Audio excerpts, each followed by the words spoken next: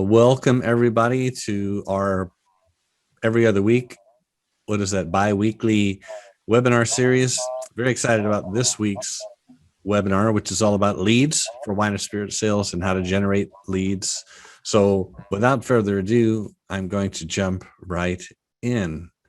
So if you don't already know me, I'm Ben Salisbury, wine and spirit sales consultant, speaker, writer, industry veteran. I also have with me most of the team today. Phoebe's moving, in the process of moving, so she won't be joining us today. It will principally be Dan and Stacy helping me out with the material and answering questions. So welcome, Dan and Stacy. Give a wave. We're excited to bring this program to you today. Before I forget, I want to encourage you to go ahead and ask questions. You don't have to wait to the end. We will have some Q&A at the end, and if you can stick around with us to the end, that would be great.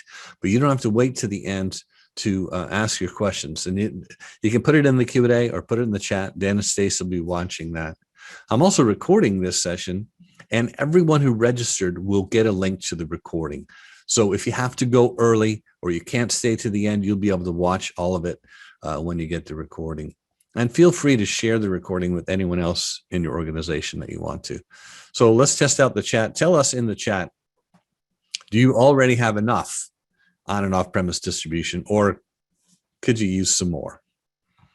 This is a good way to warm up and make sure the chat is working.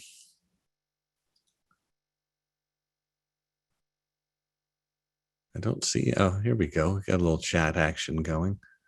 Oh yeah, yeah, enough. Well, you could always use more, right? How much is enough, right? I guess enough would be you're selling all the wine and spirits that you make and you don't need any more customers. Yeah, you could definitely use more. I think we could all use more. Bit of a trick question, I guess, right? Which is why you're here. But it also gives me a chance to test out the chat box. So you can probably relate to this too. I mean, before the pandemic, it was very hard to get distributors to build new distribution for you. It's because they're so overwhelmed. They have so many brands, and it's becoming less realistic to expect distributors to do the majority of this work for you. And now it's even tougher. So today's topic of learning how to generate your own leads is just so timely and so important. And it's fairly new for a lot of people. There might be some of you on the call who are just getting into the three-tier world. Maybe some of you have been there for a while and aren't sure how to do it right, and maybe not getting the results you want. So I think there's something in here for everyone today. And does this sound like you? I do want to take advantage of every new strategy I can get. We're kind of in that era. There's a lot of new things that we need to be doing, and they all involve some kind of a learning curve. And the faster you can do it and the less expensively you can do it, the better. And that's one of the beauties of this lead generation thing. It's one of the lowest cost, highest return things you can do with your time and your marketing money. So here's what you're going to learn today. I'm very excited. Now, there's a lot. We've packed a lot in here. So keep in mind, we're recording it. You can go back and watch the recording. You could take screenshots. You could take shots with your phone, whatever works. You definitely may want to take some notes. But today we're going to cover what are leads. What are we talking about when we talk about leads for wine and spirit sales? What are the different types of leads? What are the tools that I'm going to need? What's the lead generators toolkit? Ways to acquire leads. That's really where we're going to spend most of our time. How to acquire these leads. There's people doing it right now as we speak. We want to show you how to do it too. And what to do with the leads once you get them. And tucked in here is a slide about how to calculate the ROI, or at least how I record it. It's definitely important to be able to tell, is this working? What is it costing me? What am I getting in return? So showing you how to track what numbers you should be tracking to dial in the ROI. So this is a lot, but let's just dive right in. So what is a lead? We're going to talk about this. I love this cartoon from Calvin and Hobbes. You know, you don't know what you don't know. And you have to have an open mind these days for trying new things. And kudos to all of you for signing up for this webinar today. So this is a good definition of a lead. It's a potential customer who has shown interest in your wine or spirits brand in some way. This definition is so important and worth camping out on, because we see a lot of people who get the leads and they think the lead is an immediate desire to buy now. When they follow up on the leads, they want an order right then. And that really is not the right way to approach this. You have to be willing to take customers on a journey. We're going to show you exactly what that journey looks like. But that is really the bet. You have to have this mindset about leads. It's a potential customer. They've stepped towards you. They have shown some interest. But you're still a ways off from trying to close them. If you approach lead generation this way, you're going to be far more successful in turning leads into paying customers. This is particularly true when it comes to the trade. All the time we have people getting new leads and they say, well, I emailed all of them and I haven't heard back from anyone. And I mean, that's just the way it is. You know, they're busy trade people, spirits buyers, wine buyers.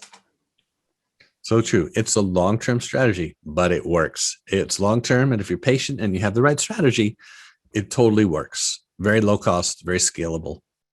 So most of you, especially you marketers on the call, you're used to this customer journey, this roadmap from awareness to interest to purchase to retention to advocacy.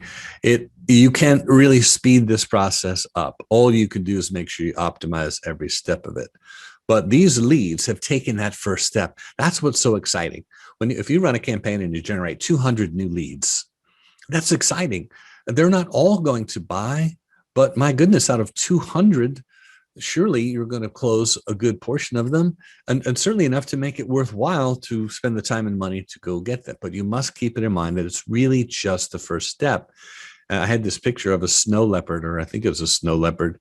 You know, they're one of the most elusive creatures. You have to approach your potential customers this way. If you come on too fast, too aggressively, you're going to spook them and you're going to scare them off.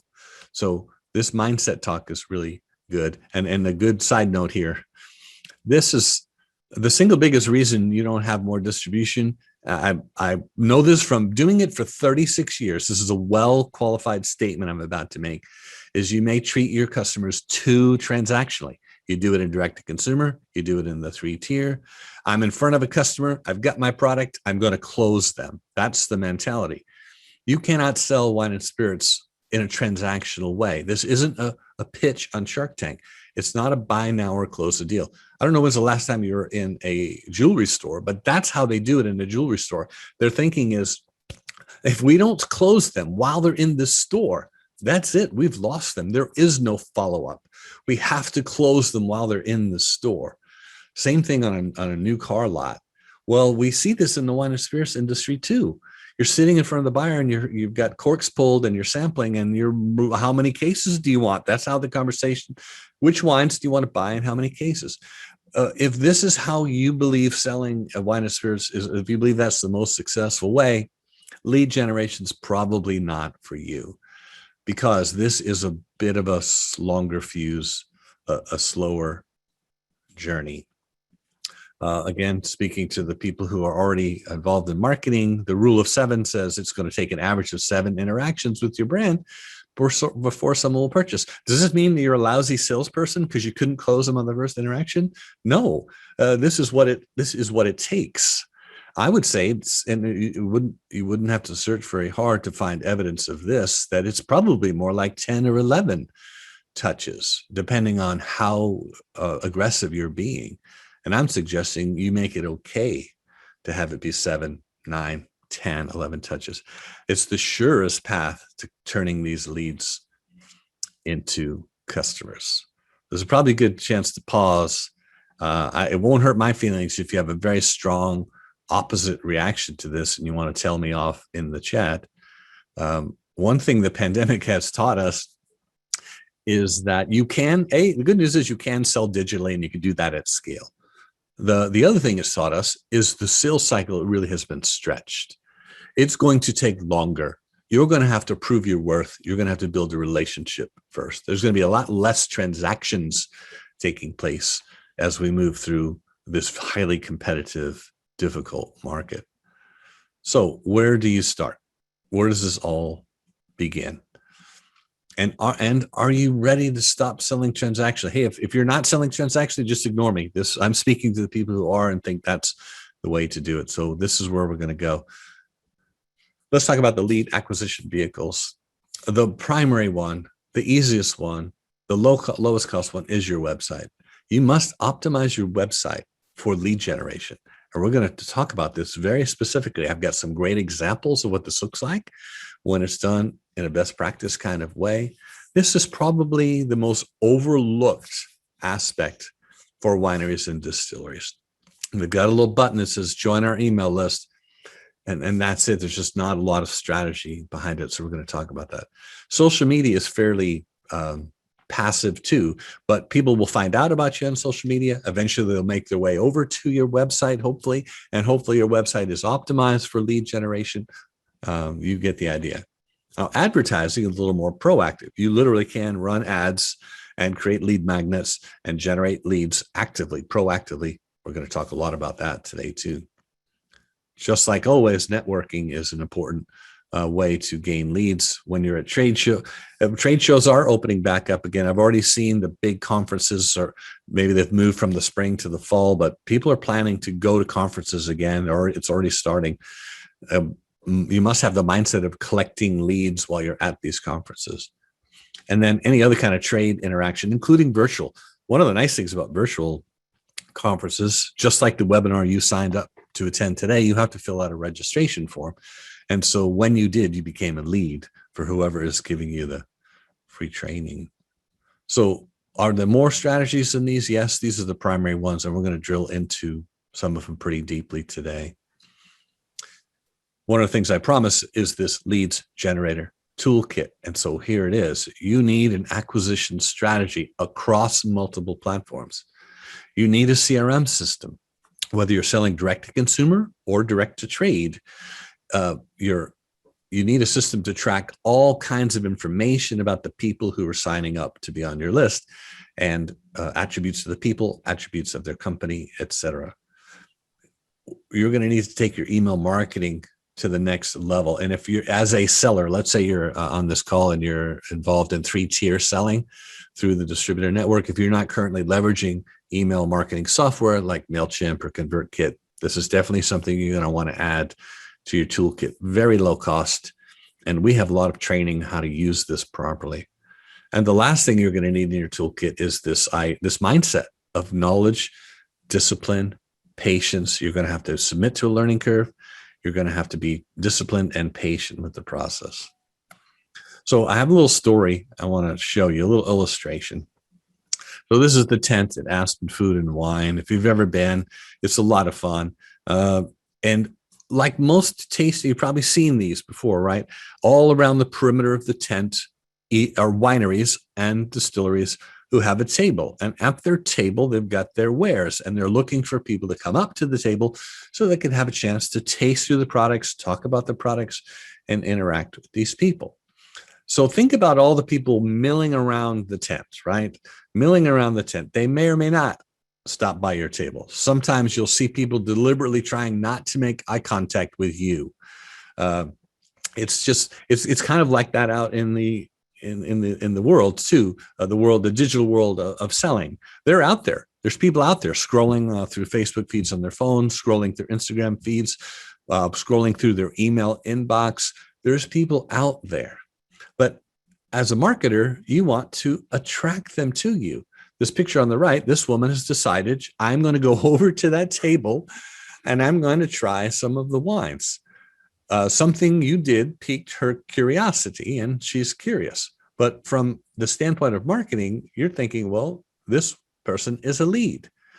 And you have to be careful, because if you come across too aggressive, how long do you think she'll stay at your table if you try to close her in the first 15 seconds of her being there? She's going to excuse herself politely and walk away. And if you see her later in the afternoon, she's going to be walking way out of her way to not pass by your table. You have to treat these leads like that too. Very much this is the mindset of how leads work. When you do get their information and they do walk towards you or submit to being on your list, you're going to want to move that information into a CRM system.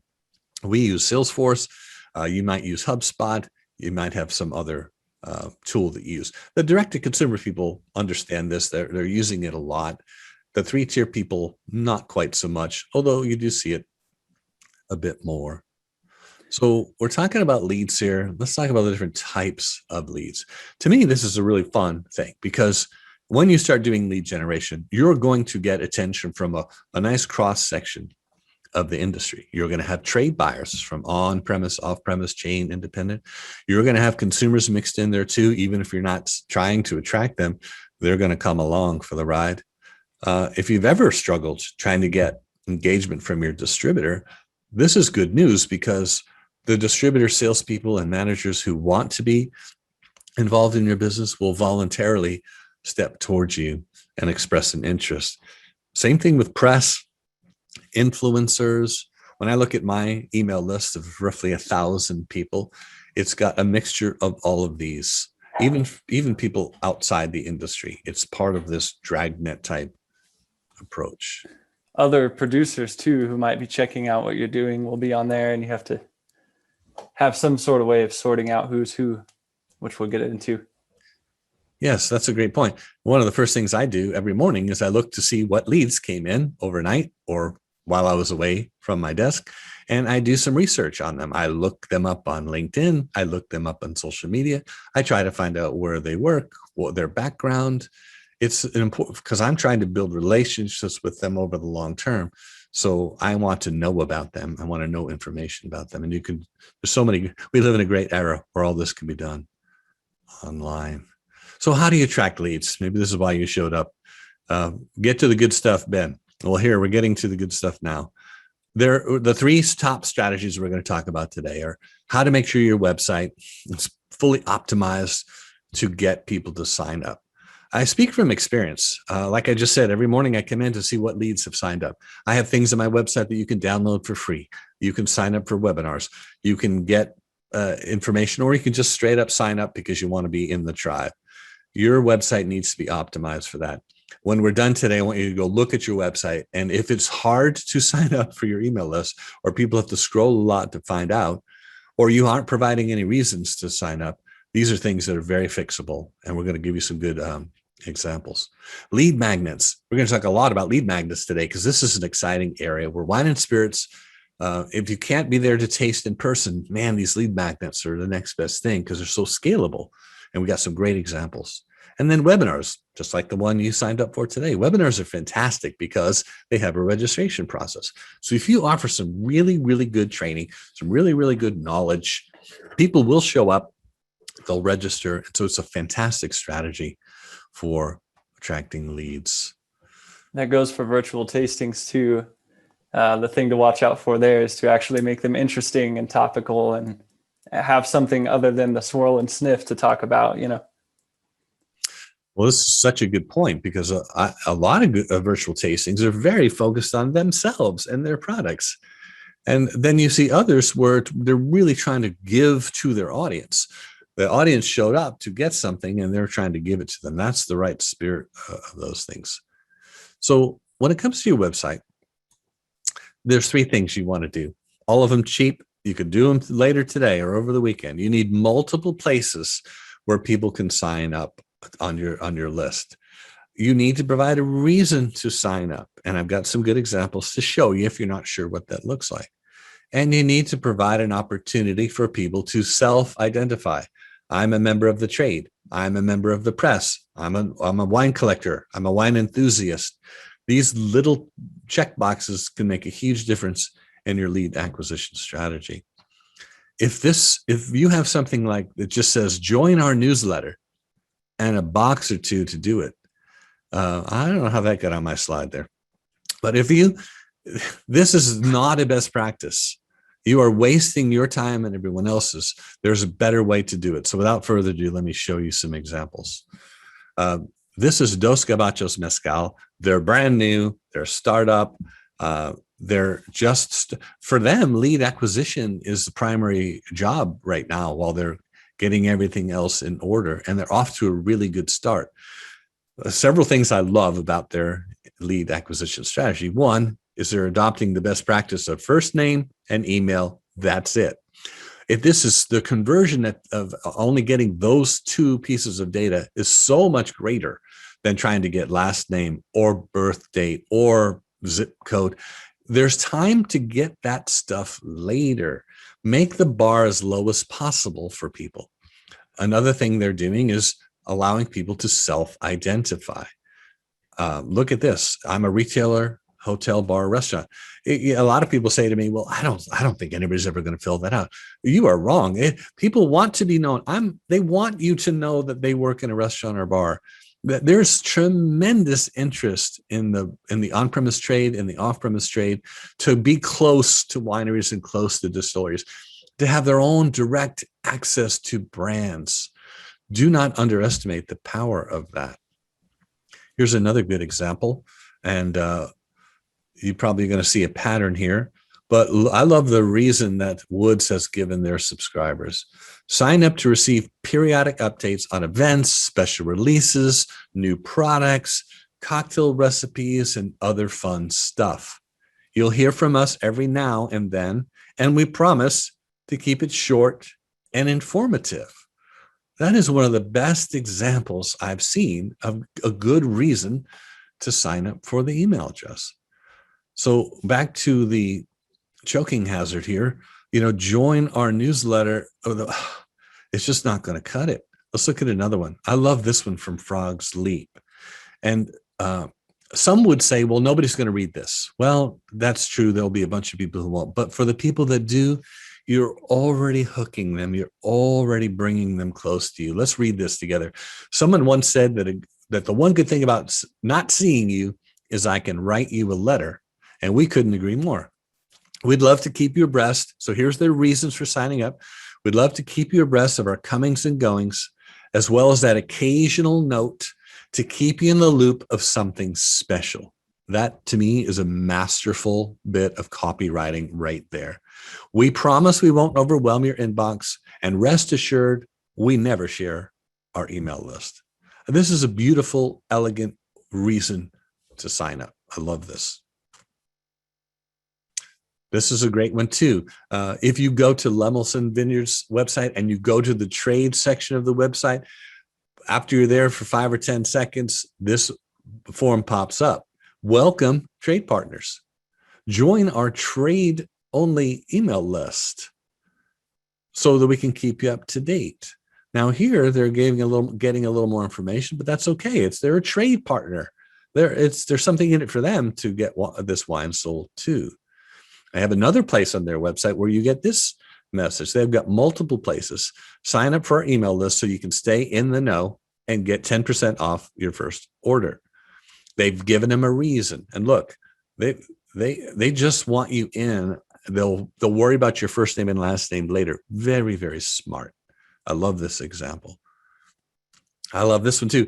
This is one of the most original ones I've seen from Cromavera Wines. Your email address equals a free glass of wine. In exchange for your precious email address, we'll give you 20% off your first order. And being that there's 5 glasses in a bottle, of course, those are small glasses. I get 4 out of a bottle, but you get the idea. We're essentially giving you a free glass of wine. And making use of the call to action button, genius, right? It's so much more attractive than sign up or subscribe. Nothing wrong with sign up or subscribe, but you can see that they're really rolling out the welcome mat for people. So time won't permit me to show you all the great examples that I see. And I won't embarrass anyone by going to your website and see how hard it is to sign up and to see if all you're offering me is a chance to read your newsletter. I'm going to pass.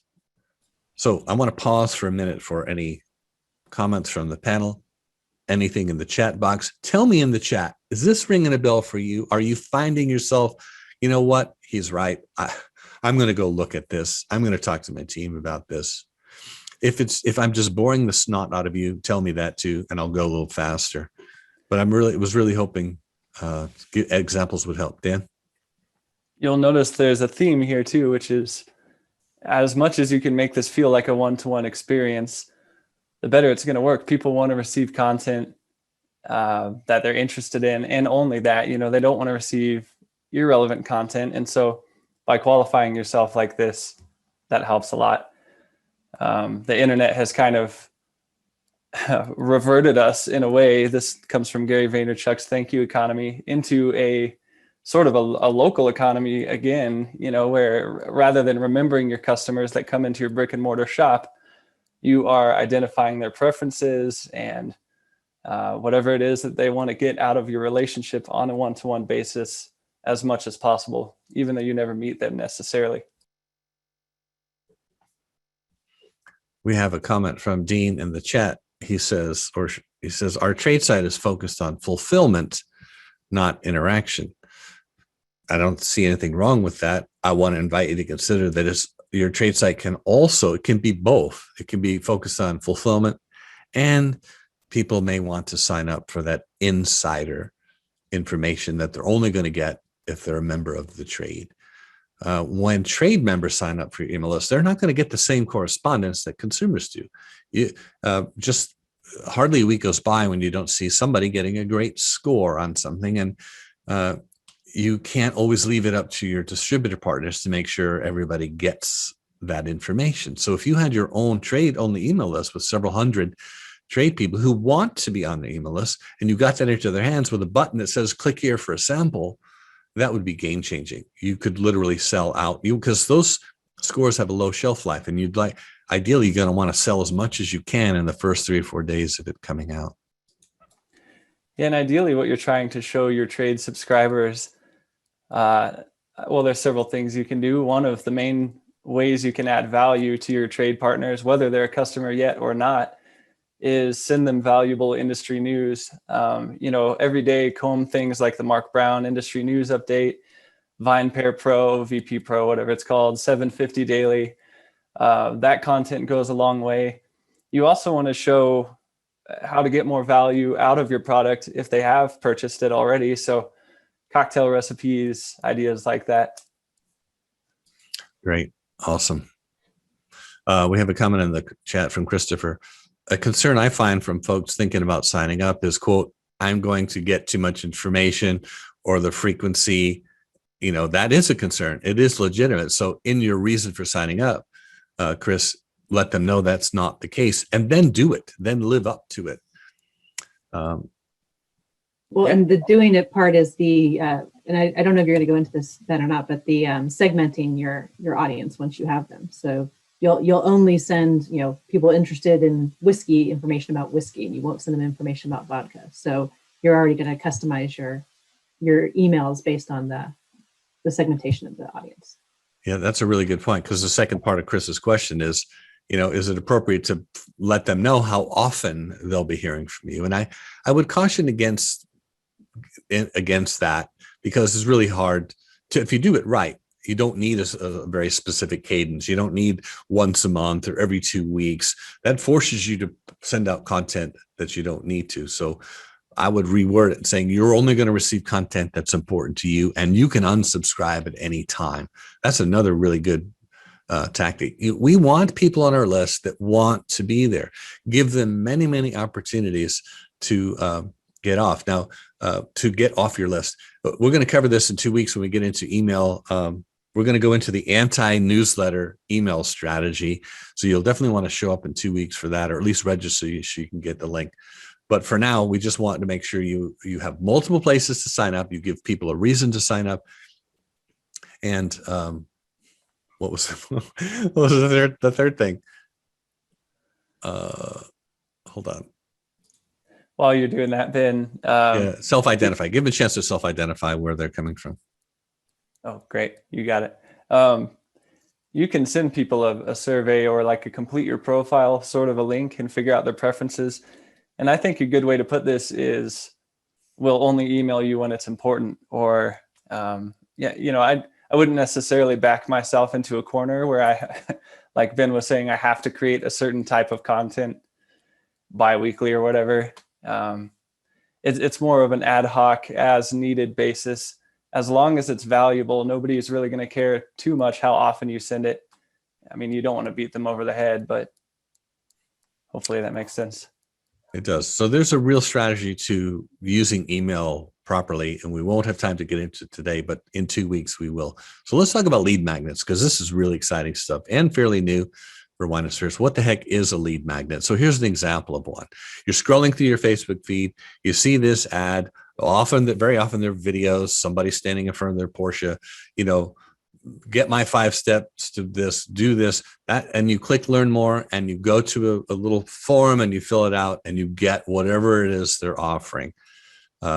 Here's one: download your copy of our ebook called Connected. It's available now. It's free.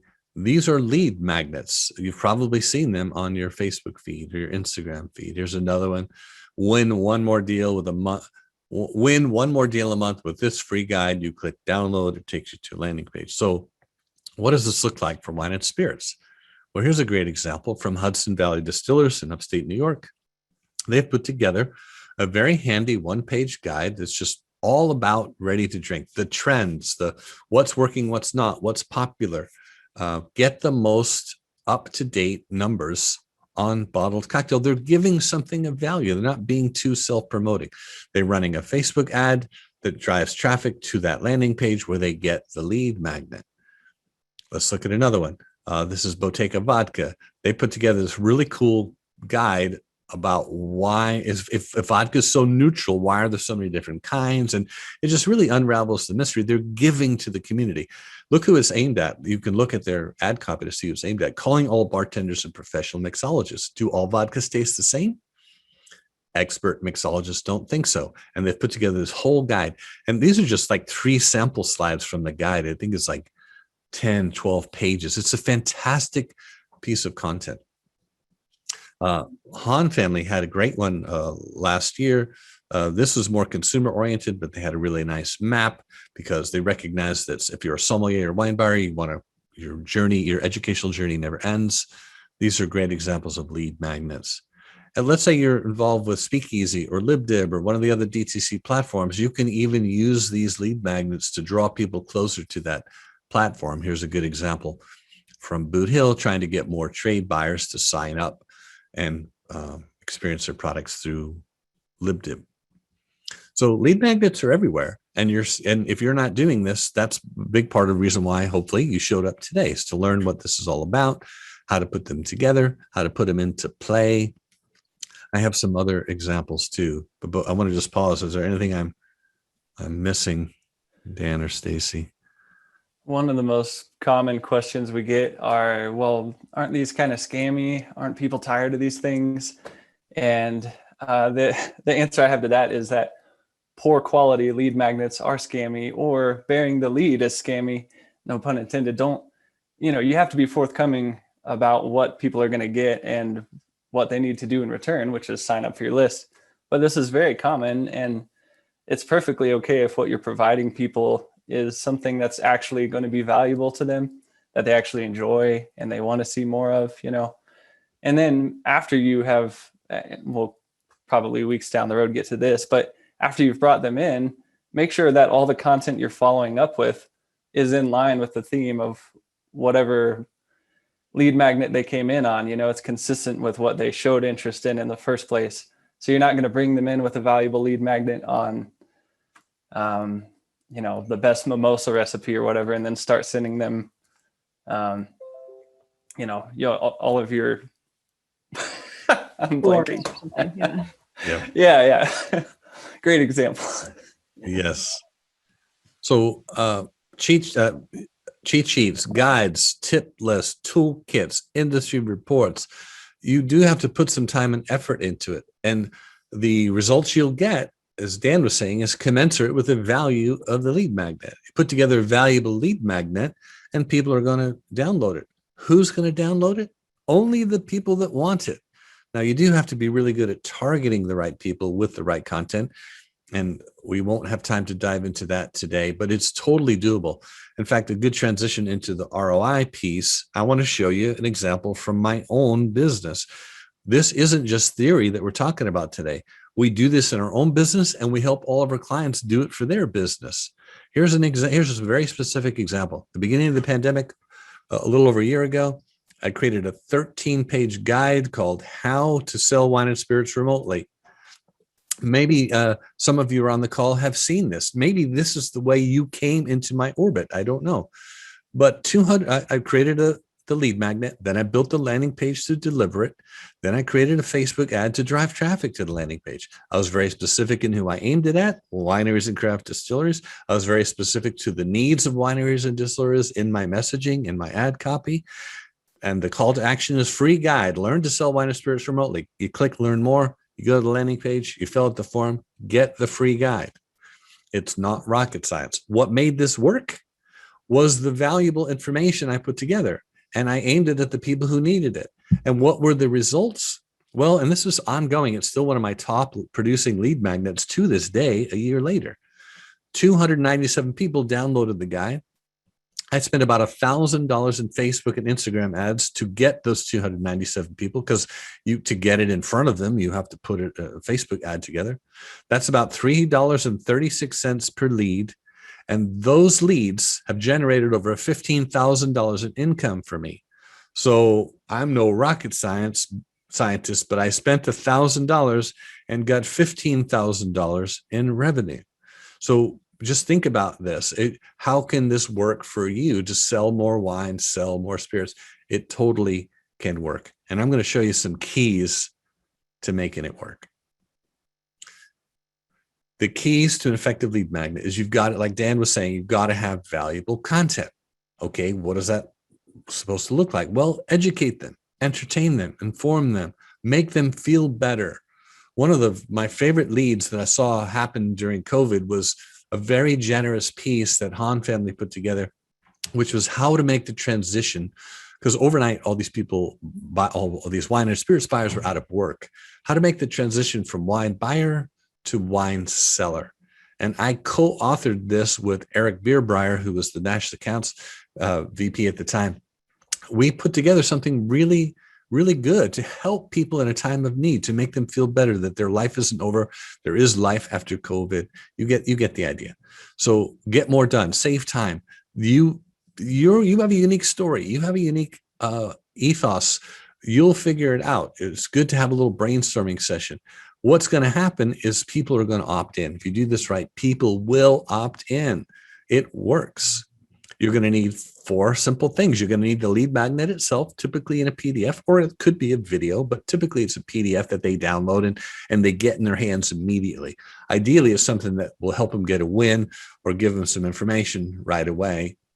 Then you need a landing page to deliver it, some kind of Facebook ad campaign, which also works on Instagram, and then preferably an autoresponder email sequence to nurture those leads. Let me show you what this looks like. This is a very simple journey. So in your Facebook ad, you've got to do some testing and make sure you get the right image, headline, ad copy, and audience. That drives traffic to the landing page where they sign up to get the downloadable thing. That all just happens instantly. After that, they're going to get subscribed to a series of emails where you're giving more value, giving more value, giving more value. I've got a slide that breaks this down a little bit more in a second. From there, they go into your general broadcast and drip, where when you have something of value to offer, when you've got some interesting news or a great score, and you give people a chance to get a sample, or maybe down to the last of a vintage, there's all kinds of things you can do down here. And we won't have time to go through the strategy each of these, but I want to today, if you never talk to me again, or you never attend another training that we offer, this is going to set you on the course of understanding how this lead generation stuff works. Here's one more practical example. This was the earlier iteration of that lead magnet, and so you get the idea. The ad goes to the landing page. They download the lead magnet, get subscribed to the nurture sequence. So let me pause for just a minute, because I know that was a lot of information. I went really fast. If you've got a question, or I went too fast, or you need me to back up, just put something in the chat. I'd probably like to add that the one mistake I've seen sometimes with lead magnets is people being too self-promoting. So if you think a good lead magnet is putting out there why you and your winery are stupendous and everyone should buy your wines, that's what the sales call in the shop when you're tasting the buyer. That's what that's for. So the lead magnet is not supposed to be that self-promoting. It's supposed to be adding something of value to the buyer, not talking yourself up. Such a good point. Absolutely a good point. So good segue to how to create a lead magnet that works. And what makes it work is you're adding value. You're getting the focus off yourself. There'll be plenty of time later to promote your stuff. Plenty of time later. Your patience will be rewarded by treating people their point of need. You need to know who is the customer I'm trying to attract. Might be members of the trade. It could be consumers. Either one. This stuff works for both. What do they want? You really have to spend some time thinking about what they want. And then you can figure out what is the best format. A lead magnet, maybe a multi-page guide, could be a checklist, could be a quiz. I'm sure you've seen some of those online. So let's talk about these three things. Who is your customer? Sommelier isn't really specific enough because you've got beginners, intermediate, advanced. There's a huge opportunity to do something just for the advanced people. Give them a way to call themselves out from that group in the content of your lead magnet. Maybe you're going after off-premise restaurant managers. There's all kinds of different ways, but you speak to this group as if you were talking just to them. Then you go into, and this is a big brainstorming thing. It's good to get a group of people together. Many brains together work really well. What do these people want? Like, let's just back up to the sommelier thing. During the middle of the pandemic, when most sommeliers were out of work, we were thinking, well, what do they want? Well, part of what they want is to feel better and know that their life isn't over. There is a way to pivot and to reinvent yourself. How can we meet them at that point of need? How can we reassure them? How can we come alongside them and help them in their point of need? Spend time on this. Know who your customer is. Know what you're trying to do. In the case of that vodka thing, their customers are mixologists and bartenders, and they're trying to provide very advanced education for them. In this case, they want to educate. So know what it is you're trying to do. And then you can choose the format.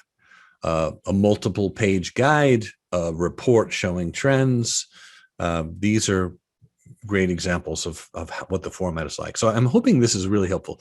I'm hoping if you get nothing else out of today, is that to create a lead magnet that works, you've got to know who your customer is, what they want, and what's the best format. You do that, and you're well on your way. So the action you should take away from today's training is go ahead and pull some people together with your company, brainstorm, come up with 5 or 6 ideas, no bad ideas at the beginning of that process, and then pick the best one. Go create that lead magnet. Use PowerPoint, Canva. I like to create mine in PowerPoint and then save it to PDF because I can manipulate the images more. Many on my team prefer to use Canva. Save it as a PDF. That way it's a smaller file. It's really easy to deliver.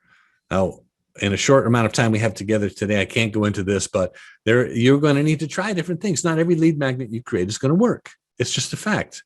So you try it. If it works, great. If it doesn't, scrap it and go to the next idea. Don't be afraid to try a lot of different things until you stumble on to the thing that works. And you'll get really surprised. Some of the things you didn't think would work fantastically, and the opposite's also true. Dan and Stacy, any other just quick tips before I move on to the talk about webinars? Yeah, so a lead magnet, it's really kind of an abstract concept. It can take on many different media, many different forms. Could even be exclusive membership or priority access to something, or if you have a celebrity that's endorsing your wine or spirits, they kind of are the lead magnet, for their fans. It's a chance to hear more from that celebrity, and so just be creative and think outside the box. It doesn't have to be the same tired format over and over again. By the way, this Take Action button was inspired by Ernie Pink from Amelie Robert. Thank you, Ernie. Webinars, just like the one you're on, webinars are a fantastic tool for generating leads because they're so specific to a particular audience's interest. They have to register to attend, so automatically you're getting really rich content on the sign up. You should record them for playback. There'll be, what do we have? We had like 40 people sign up for today, 15 or 20 will see it live, and then everyone else will watch the recording, and many more people will watch the recording eventually. You can also analyze engagement. So webinars are just fantastic. So I'm going to go fairly quickly through this, and you can always come back and rewatch or pause and rewind. The keys to successful webinars: you got to be highly focused, highly targeted. Keep them brief. Unless you're offering something really big, like today is a special one. We have a lot of information. Hopefully you're still with us and finding value in this. Plan, rehearse, over premiere, and promote the webinar itself. If you're on this webinar, you probably saw it on Facebook or saw it on LinkedIn, or you got it in my email list. And that's definitely a must. You have to promote it and put it out there in a lot of different places. And typically a third or so, between a third and a half of people who register will show up live. I mean, people are busy, but the beauty of registering is they're going to get a link to the recording. So what do you do with these leads? I know everybody wants to talk about this. Well, the short answer is you nurture them. You have to be willing to be patient and take them on this process where you're educating them, informing them, engaging them. Add value, add value, add value. This is a protracted image of what I showed a few minutes ago. They see the ad, they get the lead magnet, and then they are subscribed to a series of emails. This can all be done automatically, 2 or 3 days, 3 or 4 days apart. In the first email, they're going to get the lead magnet itself. In the second email, they're going to get more information. They're going to get more interesting and valuable information. In the third email, they get no selling yet, no selling yet. Just keep adding value, keep adding value. Eventually, you have earned, if people make it all the way this far, now you can offer a sample or you can offer a special discount, but you have to nurture them first. You can't just take them from, like, you can't go from a Facebook ad to the buy now button. If you have a Facebook ad, you're spending money on Facebook ads and have a buy now button, you must understand that people don't go to Facebook to shop. They go to be entertained and educated and etc. So you need to let go of that transactional way of thinking. This is a much better process. And all of this is very automated, very scalable. Part of the key of making this work is segmenting your list so that people are only getting the content that's interesting to them. Here's 2 examples of trade buyer segments, potential trade buyer segments, and I'm going to show you potential distributor partner segments. So there's no shortage of tags that you can use inside your email software that kind of add, and you can stack these up. So these are just some examples. So if you're doing a winemaker lunch and you want to invite people with advanced sommelier degrees, well, you need to know who those people are, and you can invite them and make sure they have the first right of refusal at these coveted seats at the event. For distributors, a similar type thing. Distributors have different divisions, different interests, different areas of expertise. If maybe they've been to your distillery or been to your winery, you want to track it that they've been there. And again, it's going to be hard not to go down this rabbit trail today, but I promise come back in 2 weeks and we're going to give you very specifics about what to do. If you're not doing a newsletter, what are you doing? The email newsletter was very popular in the early days of email marketing. It is not popular now. There are better ways to use email to nurture your subscribers. This is my favorite meme. I just had to call you to tell you that your newsletter is incredibly boring. No one cares about how your company is doing. Please stop sending it immediately. Well, all you really need to do is look at your open rate. Go to the last 3 or 4 times you sent out a newsletter. Look at your open rate. If it's not at least 30, 35, 40, 50%, then people are not interested in your newsletter. Endeavor to find out who is, create a tag for them, and send the newsletter only to the people that really want it. I'm sure each of you listening today has fans that want your newsletter. So make sure you're only sending it to those people. And if you're ready to do something beyond a newsletter, then you're really going to open up the doors to a lot more opportunity. So the best practices here are no blasts, no newsletters, one-to-one communication at scale. And we'll get into a lot more of this next time we're together. Send highly segmented emails only when you have something of value.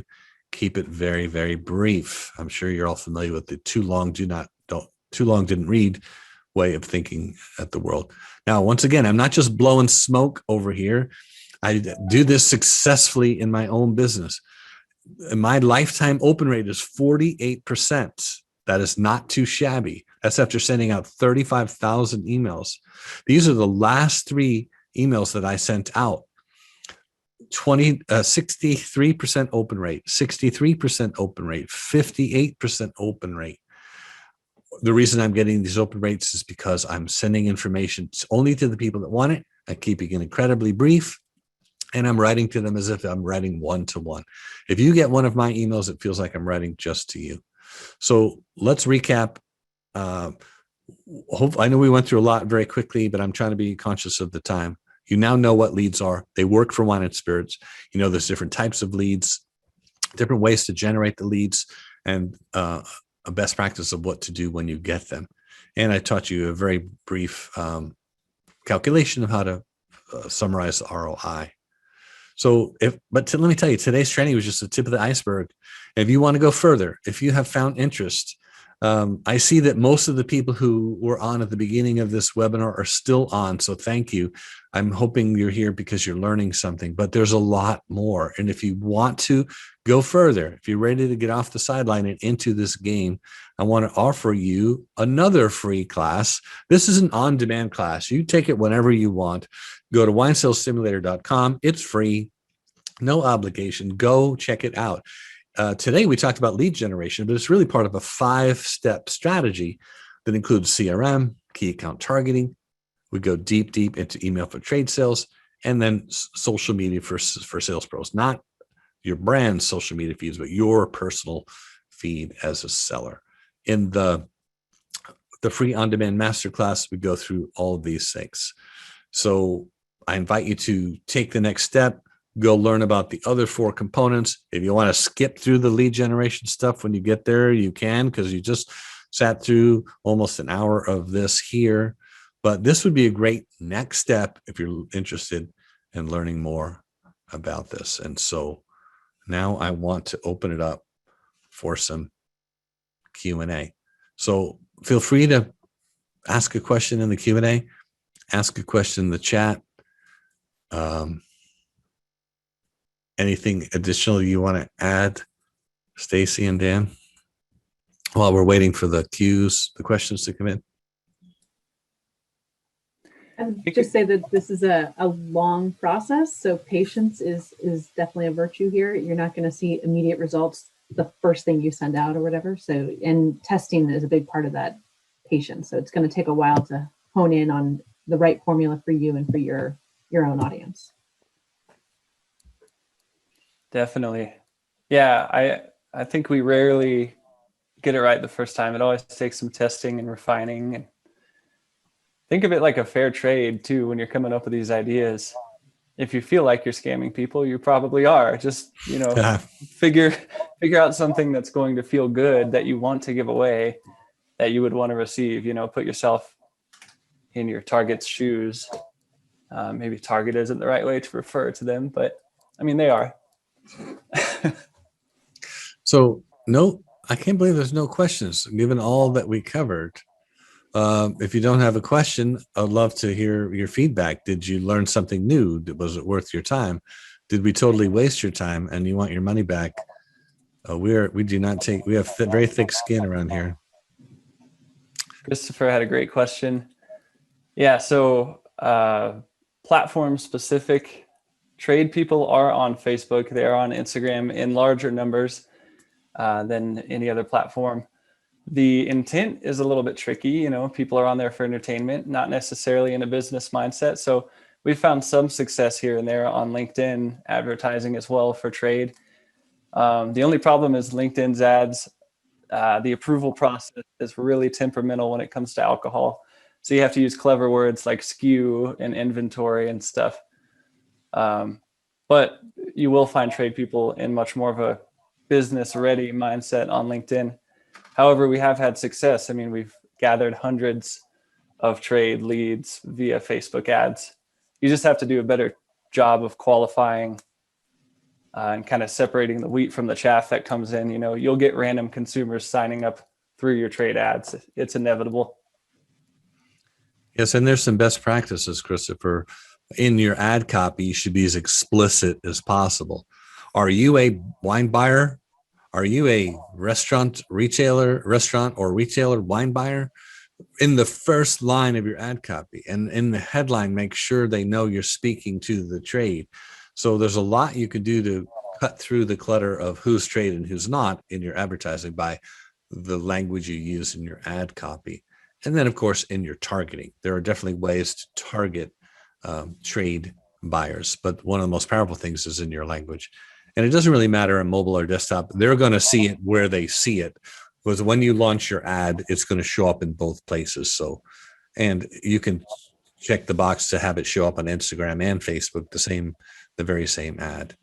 We have a lot of great resources on how to master Facebook advertising at the top of this lead gen funnel.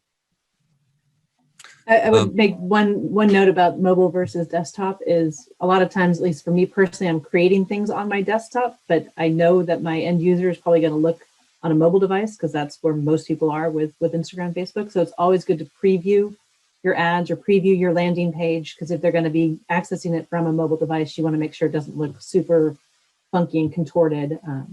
When it looks great on your desktop and then you go preview it in mobile, you're like, oh my gosh, it's all over the place. I better go make some adjustments. So just be aware of that when you're creating things.